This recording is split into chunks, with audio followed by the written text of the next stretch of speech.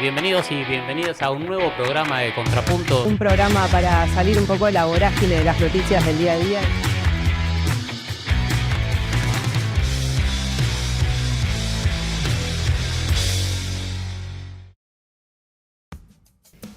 Bienvenidos, bienvenidas a un nuevo programa de Contrapunto de la Izquierda Diario Más. Soy Jessica Alcaño y hoy queremos bucear un poco sobre el resultado de la elección legislativa de la provincia de Buenos Aires. Así que paso primero a presentar a nuestro invitado de hoy, que es un lujo, Diego Stulbarg. ¿Qué tal, Diego? ¿Cómo estás? ¿Cómo te va? Muchas gracias. Diego tiene una amplia trayectoria, acaba de sacar un libro muy interesante que lo recomiendo, El temblor de las ideas.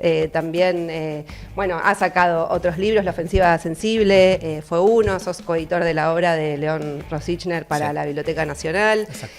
Docente de política, filosofía, estudió ciencia política en la UBA, una gran trayectoria y lo pueden escuchar regularmente en Siempre Soy, ¿no? Sí, ahí en Radio Las Madres, en AM530, en el programa de Daniel Tonietti. Sí, el conversatorio. Muy bueno también, que no sé con qué regularidad lo hacen. El año pasado lo hicimos todas las semanas con Alejandro Horowitz. Este año tenemos una semana, un espacio que se llama Poné los pibes y charlamos con pibes de menos de 30. Ajá. Y la otra semana se llama Galaxia Milei y conversamos con Juan Luis González, que es el autor del Loco. Libro, sí. Muy bueno, ahí de paso para que lo puedan escuchar ahí entonces más regularmente.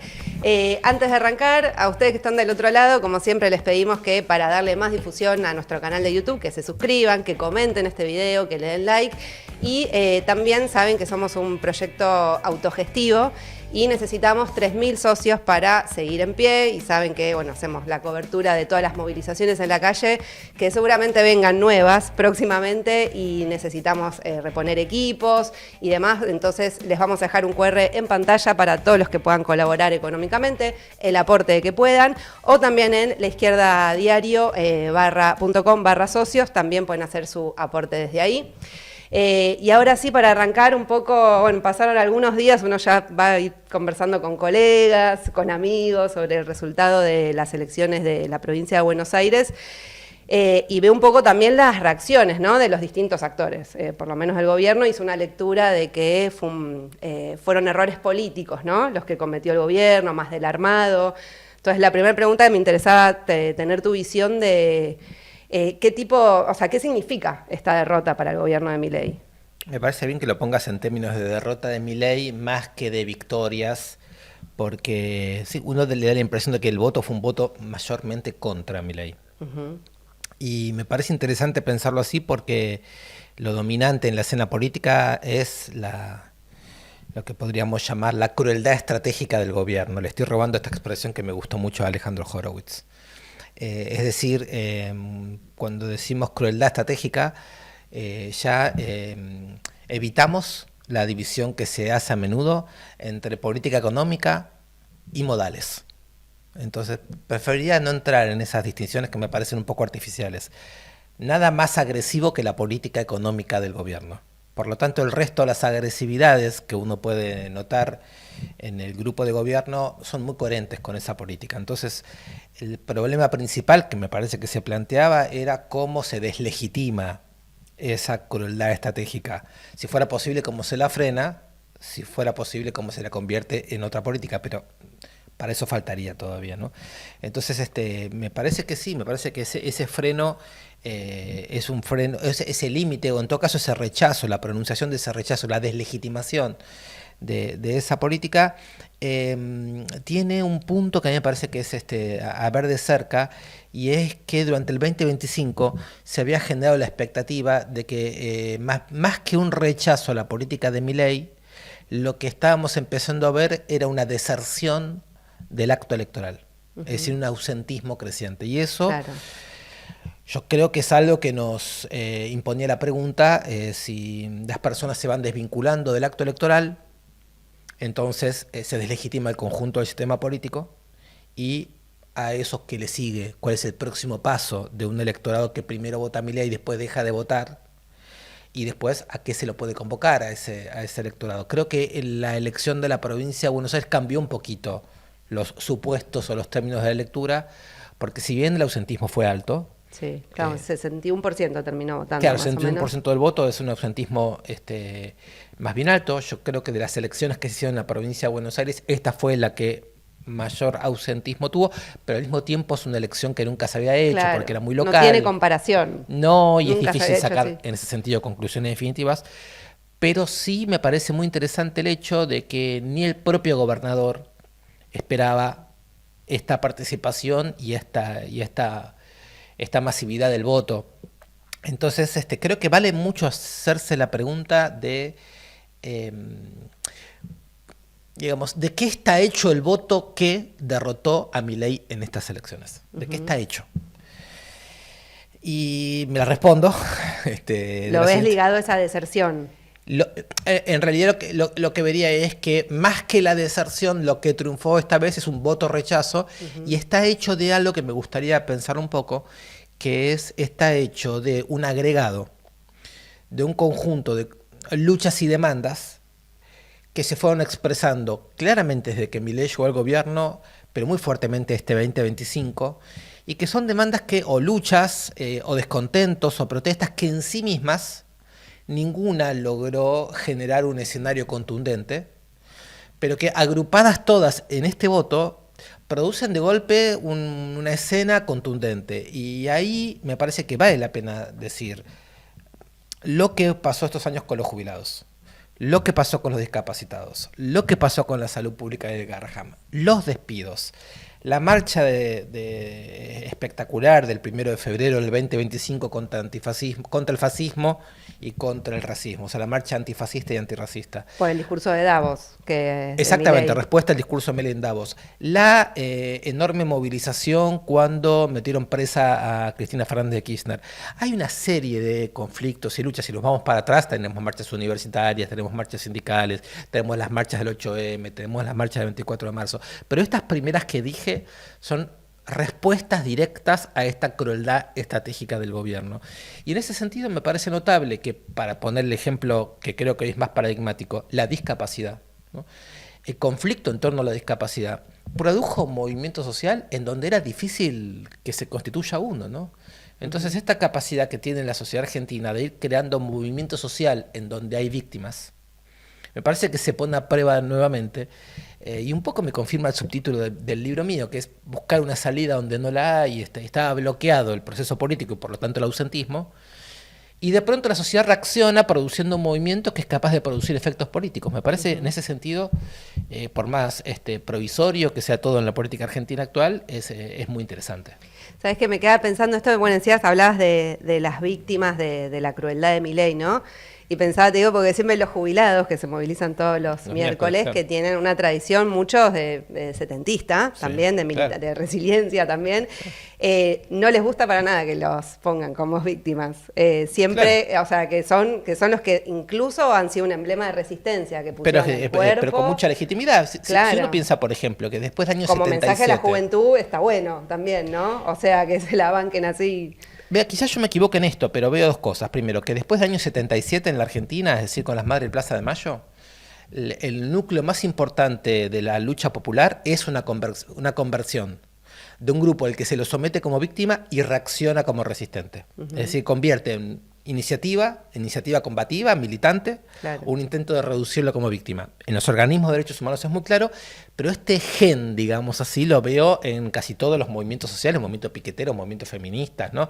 Ahí donde se quiere decir, sos una víctima, hay una capacidad de convertir eso en un proceso de lucha y resistencia. Y la otra cosa que me parece, habría que verificarlo, es que después de la marcha del 1 de febrero del 2025 que recién nombramos, hubo una visibilidad mucho mayor de la marcha de los miércoles.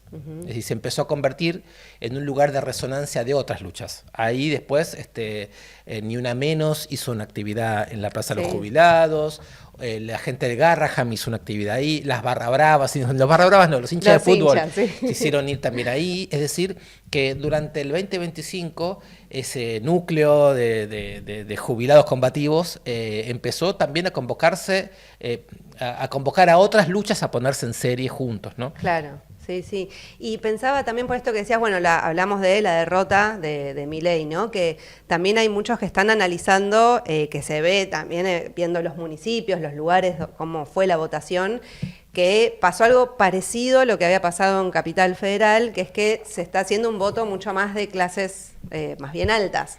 Y que la diferencia de votos fue más paliza todavía en los barrios populares, ¿no?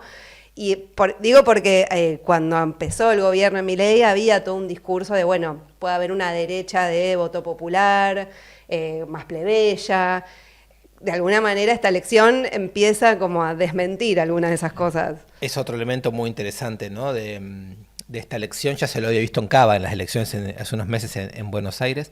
Veo que hay dos versiones. Una dice, hay un núcleo duro mileísta al que se agregó en el balotaje del 2023 el voto macrista. Entonces ahora el voto macrista se habría retirado porque es un voto republicano. Esa es la lectura que hacen sí. de La Libertad Avanza, exacto. digamos. Sí. Que está plagado hay que ponerle comillas a cada una de esas palabras, ¿no? Porque sí. si Patricia Bullrich es republicana, ¿no? Uno puede tener fresco lo que pasó durante este gobierno con Patricia Bullrich, pero si se recuerda su gestión anterior, el asesinato de Maldonado, el asesinato de Rafael Nahuel, bueno, digamos, usamos la palabra republicana en el sentido de que es el nombre que se ponen, pero hay que ser muy consciente que son conceptos muy vaciados, ¿no? Pero creo que es más interesante la lectura que surge de leer los datos como haces vos, de ver los mapas.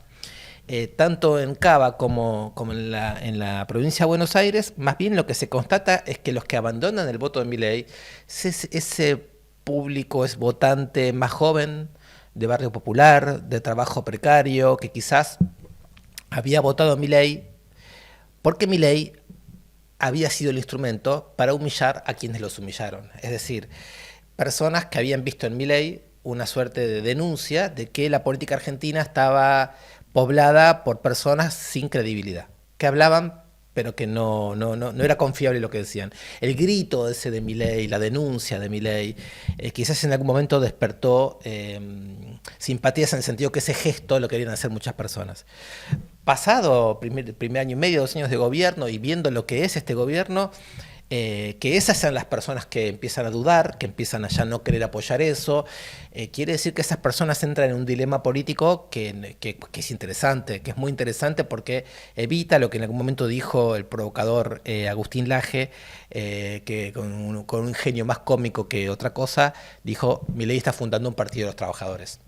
Es decir, los trabajadores precarios, ¿no? de cierto tipo de trabajadores. Bueno, esas fantasías no parece que estén por realizarse, ¿no? Claro, sí, un poco el resultado del plan económico, ¿no? Que viene llevando adelante este gobierno, que beneficia un sector más bien alto y está dejando en el camino. Eso por un lado, y por otro lado me parece que no hay que menospreciar el hecho, esto para pensarlo, no tengo cómo medirlo, pero me parece que ya todos empezamos a entrever esto, que estos audios en donde la persona a cargo de la agencia de discapacidad del gobierno español confiesa que la hermana del presidente estaba robando dinero y se queda con un 3%, etcétera, y que aparece en el medio del conflicto por el tema de la ley de discapacidad, quizás provocó un efecto que estaría interesante verlo bien.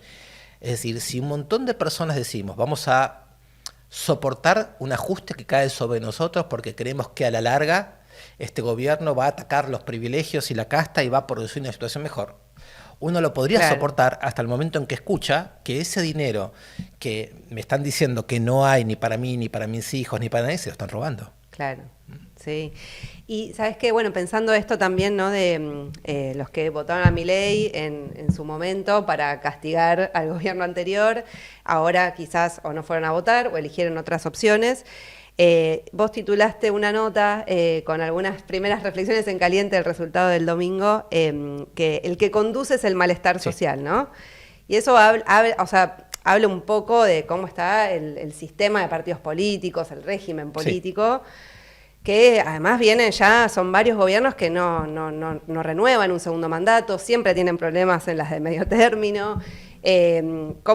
Para tirar un poco más del hilo, ¿qué es lo que estás viendo con respecto a eso? Para también pensar, todo en pos de pensar alternativas, ¿no? O salidas. Sí, efectivamente. Yo creo que el momento más oscuro quizás vuelva a ser, hayan momentos más oscuros en el futuro, quizás en el futuro inmediato, pero en el pasado el momento más oscuro creo que fue el momento en donde pareciera ser que el mileísmo era capaz de organizar el malestar de la sociedad. Eso es muy problemático, porque si los deseos antisistema son organizados a partir de la creencia de que el sistema no se puede transformar, todo lo que llamaríamos la rebeldía queda impotentizado, queda neutralizado. En ese sentido, la ultraderecha me parece un dispositivo contrarrevolucionario o antirrevolucionario muy sofisticado, porque apela al sentimiento antisistema y transformador de sectores que tienen legitimísima malestar, pero en lugar de preguntarse en qué consiste el ataque al núcleo duro de los mecanismos de explotación, los neutraliza, porque todo ese movimiento ya tiene la convicción de que no hay transformación alguna para hacer. Entonces, ese me parece que es el momento más pesado, que es el momento en donde se produce una indiferencia radical respecto de las agresiones más pesadas del presente, que en Argentina las hemos descrito, podríamos seguir describiéndolas, pero acordémonos que Milei es el presidente que abraza a Netanyahu mientras practica una limpieza étnica y un genocidio en Palestina. Prácticamente el único. O sea, hasta el Trump único. lo elude un poco. Exacto. Entonces esa es la figura de aquel que por estar bulineado, de que por estar afectivamente trastornado, puede darse el lujo de hacer cualquier cosa y de aliarse con la máquina de explotación y de brutalidad sin que haya ningún tipo de costo. Es un modelo de identificación popular muy complejo, muy perverso y que yo creo que habilita que uno recuerde un poco que es la historia del fascismo, aun si no caracteriza este régimen como fascista, ¿no?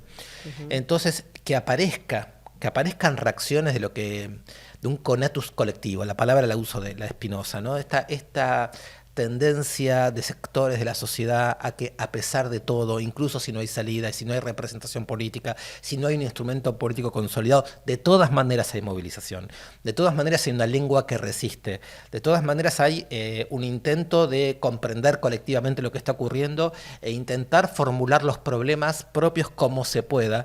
Me parece que es una gran novedad, y cuando digo que el malestar conduce, quiero decir que en cierto sentido la vía mileísta para el malestar queda deslegitimada, vuelve entonces a abrirse un espacio para lo que muy genéricamente voy a llamar, y sé que es una palabra polémica, la izquierda, es decir, sin definirla demasiado, en el sentido de que el malestar vuelve a colocarse en el lugar crítico y que conduce, quiero decir que me parece que es un malestar no conducido políticamente, no es un malestar que está adoptando un formato político previo, ni que necesariamente vuelve a creer en la palabra política convencional, sino que está buscando los medios para. Y que el malestar conduzca, me parece en principio una muy buena noticia, en la medida en que nos permita a todos nosotros hacer algo que quizás habíamos dejado de hacer, incluso quizás contra nuestra voluntad, y es que nuestros lenguajes críticos, lenguajes descriptivos, lenguajes denunciativos, vuelvan a entrar en contacto con el malestar, vuelvan a entrar en contacto con cuerpos sufrientes y con fuerzas. Es decir, que las retóricas nuestras, ¿no?, que muchas veces se pueden desprender, ¿no?, y convertirse en vagamente progresistas, inofensivamente progresistas, vuelvan a encontrar esta fuerza del malestar, que a mí me parece que es una fuerza poderosa, como dice un filósofo catalán que me gusta mucho, Santiago López Petit, Marx y Artaud. El malestar y la proletarización como caras de un mismo proceso. Ajá. Y ahí, bueno, vos hablaste de izquierdas en general, yo quería preguntarte primero separado por el peronismo, sí.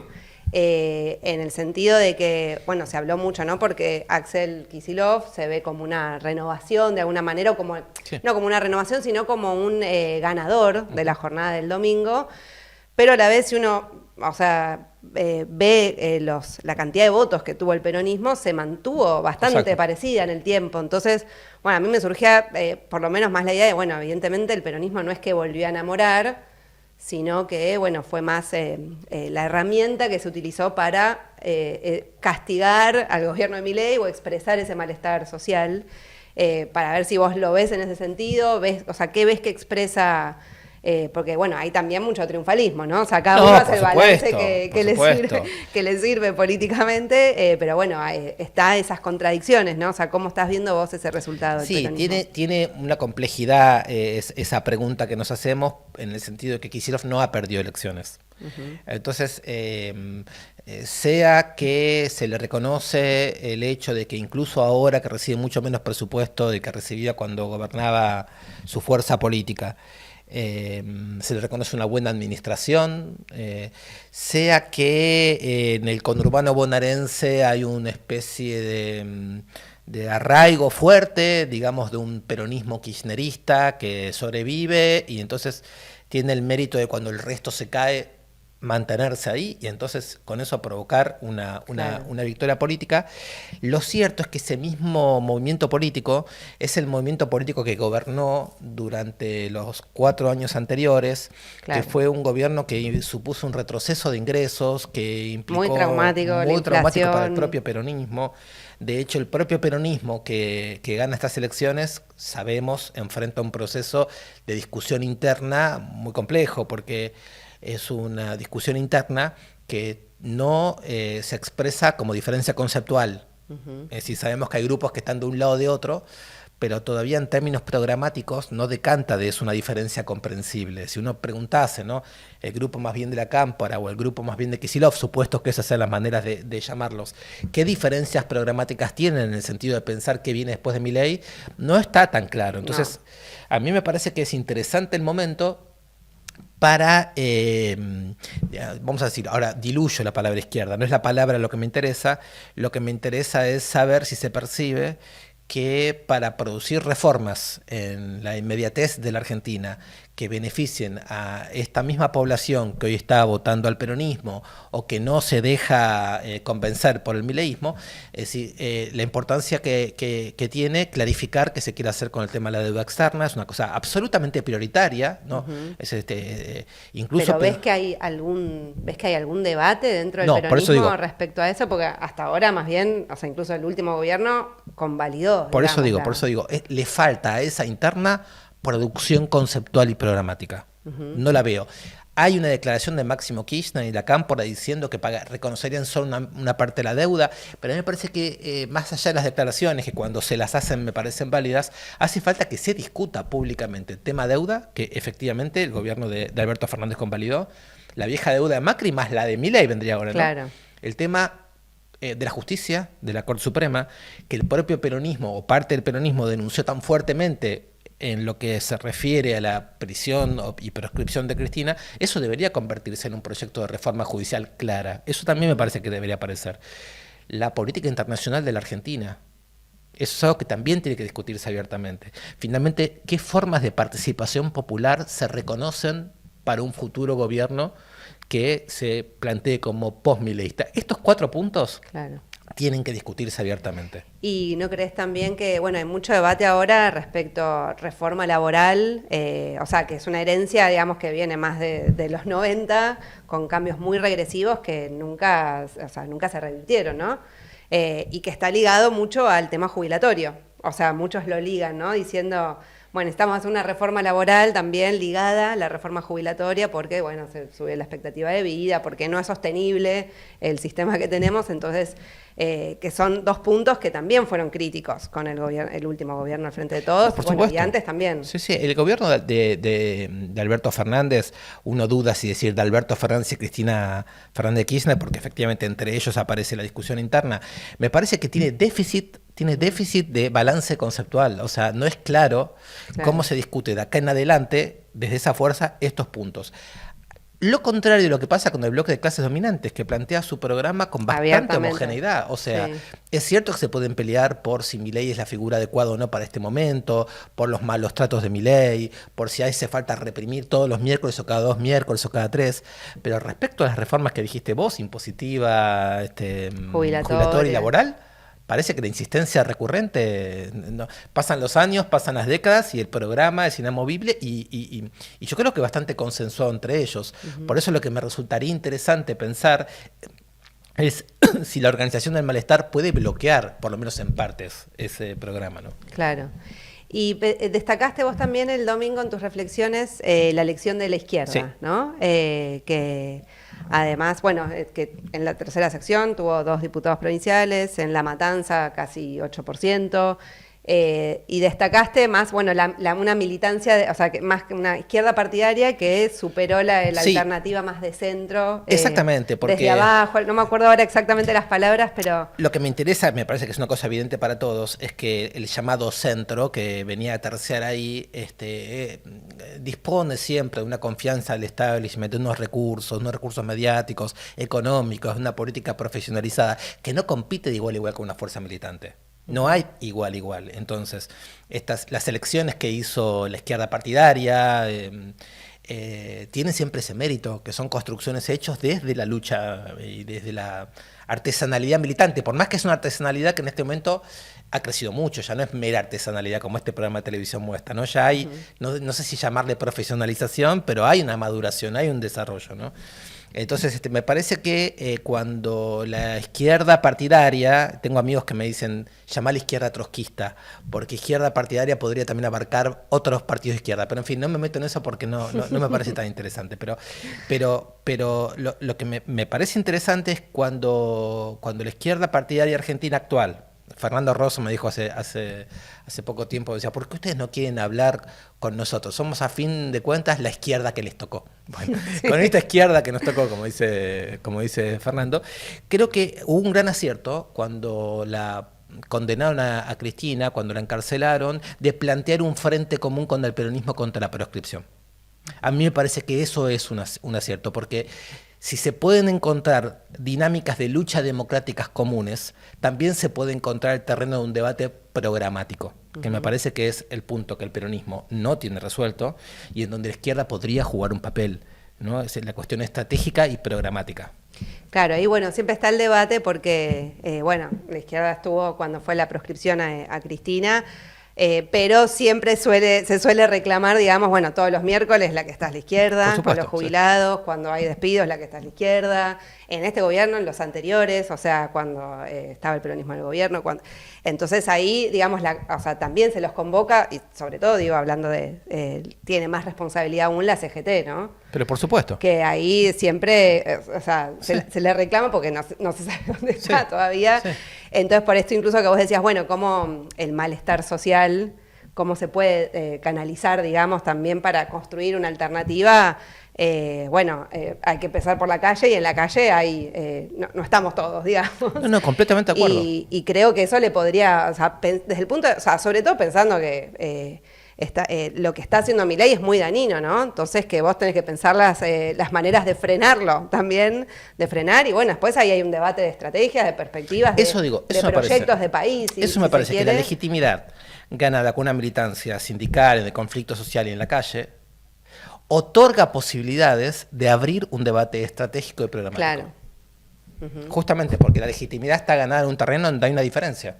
Y me parece que esa diferencia vale ponerla en juego como un tipo de legitimidad en una lucha política que nunca tiene garantías, ¿no? Claro.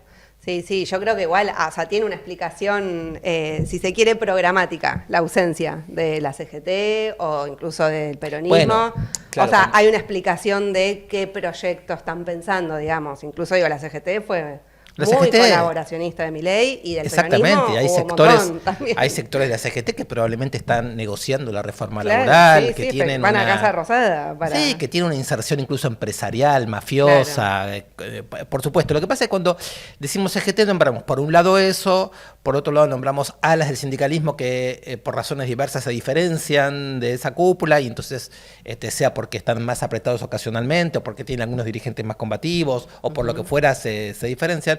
Pero yo creo que también estamos hablando de la representación obrera y popular, que creo que eso es lo que siempre nos inquieta cuando se escucha la palabra CGT, ¿no? O sea, ¿qué pasa con esa representación y con esa organización? Me imagino yo. Sobre todo, me parece la CGT más por el lado de que son los lugares donde uno puede tener más fuerza para frenar a Milei. Sí. Porque si, no sé, tenés transporte, tenés los puertos, tenés un montón de lugares que pueden paralizar efectivamente el país. De tipo logístico, estratégico. Sí. Claro, digo que eso es lo que le da la potencia, digamos. O sea, el sindicalismo en Argentina mantiene todavía en los lugares centrales de la producción y de la circulación, digamos, para que pueda funcionar todo, se mantiene sindicalizado, digo. Tenemos por un lado todo eso, por otro lado tenemos las llamadas organizaciones sociales o populares y el trabajo precario y el trabajo... Tengo la impresión, ¿no?, de que es en todo ese frente que hace falta una iniciativa que discuta estrategia y programa, ¿no? Por supuesto, ¿no? Y si querés la última más para cerrar, pensando un poco hacia adelante, ¿no? Porque el gobierno está logrando de alguna manera atacar a muchos colectivos al mismo tiempo, viene después del resultado, veta ley de financiamiento universitario, veta la ley para el Garrahan, o sea, salud pública y educación pública, dos áreas muy sensibles para Sí. la sociedad argentina y que han provocado movilizaciones, se mezcla con discapacidad, que todavía no se implementa la ley, los jubilados. ¿Qué potencialidad le ves a lo que puede decantar, ¿no?, de este nuevo proceso de un gobierno que fue derrotado en las urnas y que mantiene muchos de los problemas políticos, económicos y con una sociedad que puede estar más crispada, digamos, Sí. ¿no?, por estas decisiones que está tomando? O sea, ¿qué potencialidad le ves a eso? O sea, ¿cómo pensás lo que puede venir? ¿Cómo distinguir en este tipo de situaciones los deseos que uno tiene? Sí. Incluso la memoria selectiva, ¿no? Las escenas que a uno le gustaría que se repitan del pasado. Cada 2001, una... Claro, los momentos en donde hemos visto una sociedad actuando de abajo hacia arriba, Claro. que la hemos visto deshaciéndose de las mediaciones que la contienen, que la hemos visto produciendo una capacidad de lucha y de movilización, etcétera. Entonces, ¿cómo hacer para no proyectar de manera automática y caricatural imágenes que uno tiene sobre el futuro, dado que las circunstancias son distintas, las generaciones que se suman son distintas? Y entonces, ¿cómo no hacer tampoco una especie de profecía que solamente sirve para que en unas semanas un amigo vea lo que uno dijo y se le ría en la cara, ¿no? Yo lo que pienso es que en la Argentina, de la dictadura para acá, la manera más eficaz de acción popular no ha pasado tanto ni exclusivamente por el momento del partido político en el sentido liberal, del sistema electoral. Termina No en el actuando voto. ahí. No solo en el voto, no solo en el voto. Entonces me resulta muy interesante todo ese momento en que en las luchas micropolíticas o en las luchas puntuales o en las tramas de lucha se van produciendo estas diferenciaciones de conceptos, de afectos y de estrategias que luego sí los grupos políticos tienen que saber leer, tienen que saber organizar, tienen que saber expresar, tienen que saber ampliar. Me interesa ese primer momento, ¿no? Me parece que ahí hay algo que entre nosotros ha sido decisivo. Incluso si me voy para atrás diría que antes de la dictadura también fue así, ¿no? Entonces me resulta muy, te lo respondería desde un punto de vista pulmonar. Me parece que volvemos a respirar. Me parece que volvemos a respirar. Cuando esta trama se activa, volvemos a respirar. Expectativas, primero que la derecha no tenga recambio. Así que el mileísmo en crisis sea la derecha en crisis, porque no necesariamente son lo mismo. El espacio de la derecha puede crecer y sobrevivirle al mileísmo con figuras de recambio. Tengo la impresión de que no les va a ser tan fácil, pero es una primera preocupación que uno tiene, ¿no? La ultraderecha o la derecha pesada de la Argentina, ¿tiene recambio dentro de este proceso? Con o sin Milei.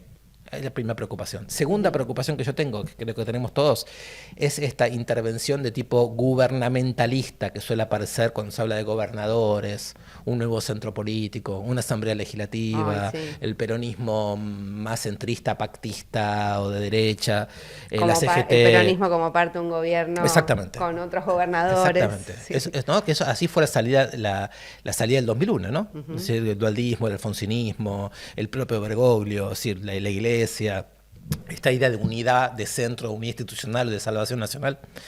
¿Qué es lo que a uno le gustaría? A uno le gustaría que esas cartas no tengan posibilidades y que entonces haya que abrir un debate mucho más participativo, donde este malestar social se ponga más en el centro y se pueda recrear un frentismo político capaz de darle desarrollo a esto. Pero me doy cuenta que en el corto plazo lo que estoy diciendo son mis ganas.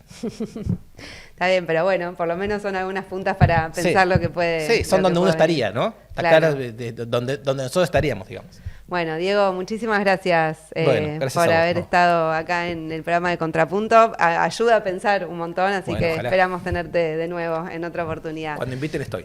Bueno, muchas gracias y a ustedes también del otro lado les agradecemos. Les recordamos que necesitamos 3.000 socios para seguir en pie. Les dejamos el QR en pantalla, lo pueden encontrar en nuestra página si pueden hacer algún aporte. Y agradecemos como siempre también a la producción Pampa Tomich, Miller Ferreira, Ludmi Pons, Tom Potenzoni y Dani Emac. Muchas gracias por hacer posible este programa y no se pierdan el próximo miércoles el Contrapunto Editorial y nosotros nos vemos la próxima.